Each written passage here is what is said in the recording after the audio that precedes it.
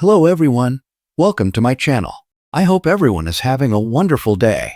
Before starting the video, please go ahead and hit the subscribe button and give this video a like up. The Star Trek universe can finally breathe a sigh of relief now the Kelvin movies have been laid to rest. According to a new report concerning Paramount's future projects, the studio is wholly committed to bringing Gene Roddenberry's creation back to the big screen, but has finally abandoned the idea of doing so a fourth movie with the Kelvin cast led by Chris Pine. While not everyone has a positive view on how J.J. Abrams revolutionized the Star Trek franchise, all three films are worthy of praise.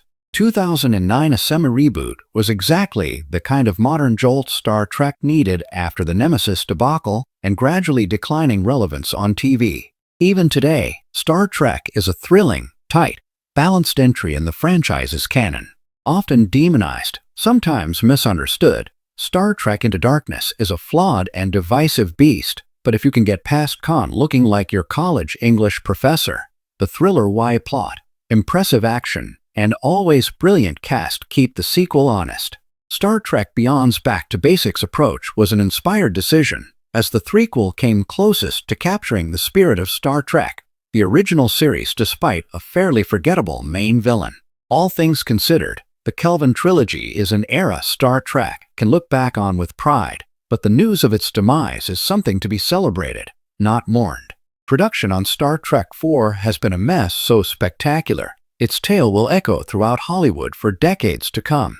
Following the positive reception afforded to Star Trek Beyond, there was broad consensus from all parties that a fourth movie would make sense, Beyond's unspectacular box office notwithstanding. Unfortunately, that proved easier said than done. After several years of doubt, 2018 saw the first real steps towards Star Trek IV when S.J. Clarkson became linked as director. The plot would have brought back Chris Hemsworth's George Kirk after the actor's meteoric rise to stardom since making a cameo in the 2009 movie. But when Hemsworth backed out, those plans quickly unraveled. Noah Hawley began developing a version of Star Trek IV that may not have followed the Kelvin chronology directly. Then that project was also frozen. Matt Shakman took the reins in 2021, working on a straight sequel to Star Trek Beyond with the same core cast. But again, those pesky stars refused to trek into alignment. Somewhere along the way, Quentin Tarantino also started concocting a Star Trek movie that would have likely utilized the 2009 cast.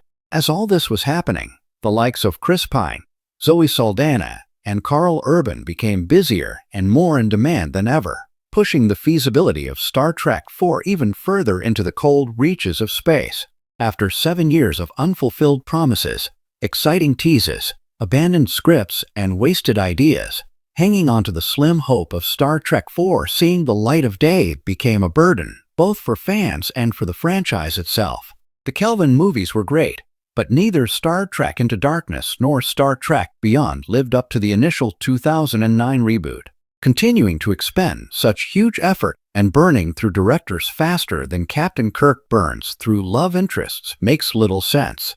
From a fan perspective, every crumb of hope dropped since 2018 has given another reason to cling on. Star Trek's audience has struggled to let go, and Paramount has struggled to let fans let go. Looking at the Kelvin trilogy in its entirety, however, the series already feels complete. The Star Trek Beyond ending left a path open for further adventures, but that's the way Star Trek should always be. In terms of plot points and character arcs, the Kelvin story works satisfyingly as it stands. One could argue that never fully unpacking the Klingons was a missed opportunity, but Star Trek IV's labored production has perpetuated the myth that a fourth movie was needed, which is far from true. The tragic passing of Anton Yelchin in 2016 must also be taken into account. Without him, the Kelvin cast can never feel truly complete, on screen or behind the scenes.